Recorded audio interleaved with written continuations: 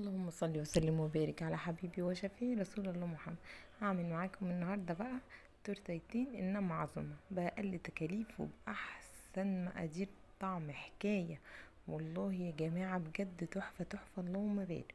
حاجه كده خطيره ومتكلفتش معايا حاجه، مش بفلوس اصلا يعني، والله كلها المقادير من البيت. التورتايه دي بقى النهارده يوم 4/11 اللي هو يوم عيد الحب، بس انا مبحتفلش بيه على فكره، بس عملتها لكم برضو تنفع، فكره حلوه قوي اللي عايز يحتفل. جميله وحلوه قوي قوي، ومقاديرها بسيطه. والكيكه بتاعتها ببيضايه واحده بس، كوبايه من اللبن معايا، كوبايه من السكر. حطيت 3 معالق من الكاكاو، الكاكاو يكون كاكاو خام، كاكاو فرنسي الخام ده. تمام. وبعدين حطيت معاكم كوبايه. حطيت المقادير دي معايا وضربتها كويس جدا في الخلاط. بقعد اضربها كويس جدا جدا جدا لحد ما المزيج كله يختلط مع بعضه، وتلاقيه اللهم بارك بقى عامل زي العصير كده، حاجه سايله خالص، السكر مش باين خالص خالص، عشان هناخد منهم شويه وهنعينهم على جنب. تمام. الكيكه دي بسيطه جدا ومقاديرها سهله جدا، هكتبها لكم في اول كومنت معايا.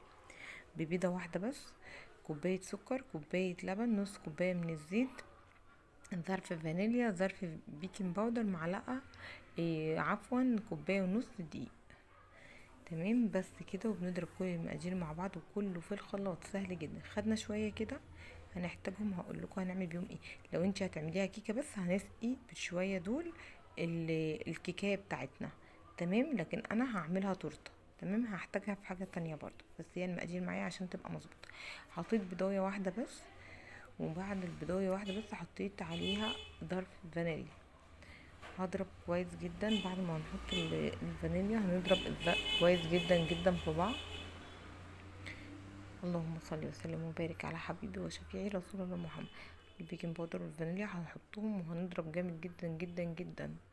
علشان ايه؟ اللي كل ما تضربي بعد البيض هتلاقي اللي ضرب البيض كتير بيخلي الكيكه معاكي تبقى هشه وجميله، اللهم بارك، وطعمها حكايه. نضرب كويس جدا مع بعض. وبعد ما هنضرب كويس هنحط البيكنج باودر. بعد ما حطينا الفانيليا هنحط البيكنج باودر واضربي تاني، نضرب تاني كويس جدا جدا. وبعدين بعد ما هنضرب هنحط نص كوبايه من الزيت، نص كوبايه من الزيت كافيه جدا جدا، وكوبايه مش كبيره كمان كافيه جدا جدا جدا، ان هي تعمل معاكي احسن كيكه. ملهاش لازمه الزيت الكتير والمواد الدهنيه الكتير، هي اصلا اللهم بارك بتبقى خطيره، وهتشوفوها دلوقتي وهتحكموا بنفسكم، واعملوها وجربوها وقولي في الكومنتات. كوبايه ونص من الدقيق حطيتهم على الخليط بقى، ونضرب نضرب كويس جدا كله في الخلاط.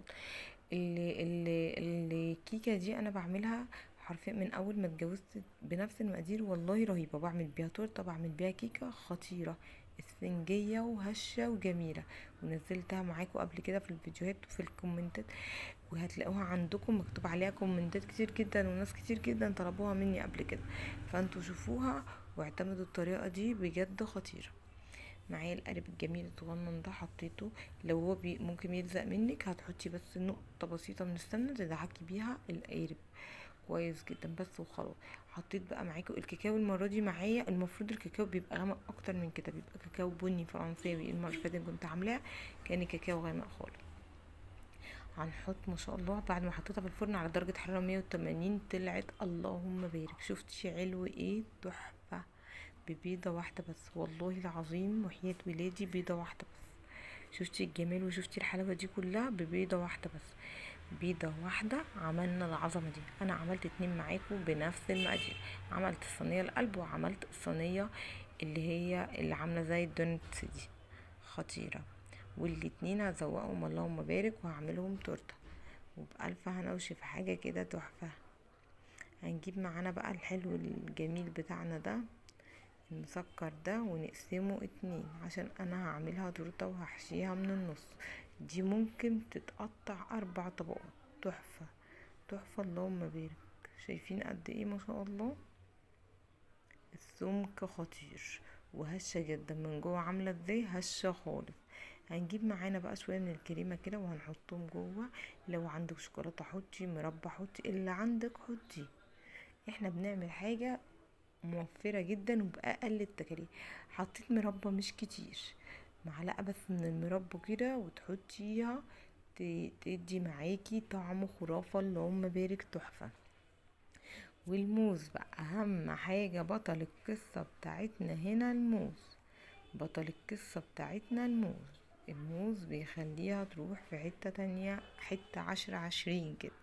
خطيرة خطيرة خطيرة، اللهم بارك. الموز بيوديها في حتة تانية. وبعد ما هنحط الموز، هنروح جايين حاطين الطبقة التانية، نمليها بقى موز زي ما انت عايزة. حط بقى كمية من الكريمة زي ما انت عاوزة، عندك كتير حطي كتير، عندك قليل حطي كتير، اللهم بارك. التورتيتين دول ما خدوش معايا يعني اقل من نص التمن. كريمة المتحدة او دريم، جيبي كريمة المتحدة او دريم، اللهم بارك. بصي بتعمل معاكي عظمة، من اول ضربة هتلاقيها نفشت معاكي وبقت كمية حلوة اوي. لكن الكريمة مجهولة المصدر دي مهما تحطي بترمي فلوسك في الارض. انا حطيت كمان، انا بعمل في الكبة الصغننة بتاعتي دي كريمة قوام علشان انا كنت مستعجلة. هحط معاكي تاني كريمة طبقة كمان، تمام. ونحط مع بعض كريمة طبقة حلوة كده. زودي الكريمة زي ما انت عايزة، سهلة جدا جدا جدا. اي فواكه عندك بقى، فراولة عندك هتعملي، رمان عندك هتعملي، ممكن تعمليها بالجيلي تبقى خطيرة كمان. هعملها لكم مرة بالجيلي وهوريها لكم، فظيعة فظيعة، اللهم بارك.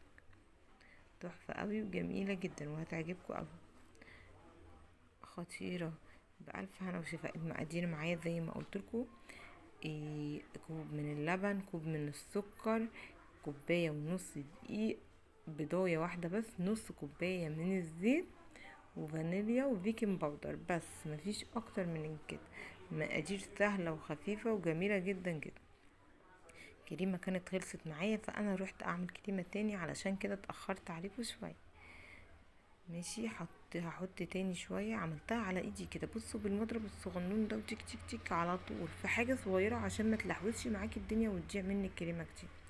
هنحطها كده. حطيت انا طبقة كمان معايا، وهنجيب الرمان بقى، وبطريقة عشوائية كده وهتحطي. عملتي حاجة حلوة للولاد وعظمة، وتنفع تورته كمان، تقدميها في اي عيد ميلاد، في اي مناسبة، في اي حاجة، بحاجات بسيطة. رمانية معانا بقى في البيت كده، جبناها وعملناها وفصصناها وعملنا بيها العظمة دي. حاجة جميلة جميلة وبسيطة وتحفة.